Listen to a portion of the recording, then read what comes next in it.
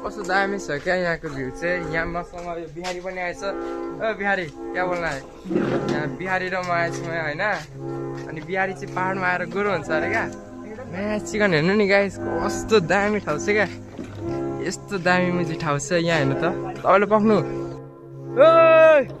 काँड फाडिहाल्छ यहाँबाट झरेपछि चाहिँ।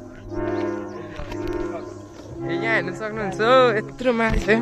अनि मसँग चाहिँ यहाँ आज बिहारी पनि आएछ। बिहारी हेर्नुहुन्छ? इधर बिहारी है हमारे पास, देखो। बिहारी भाई क्या बोलेंगे?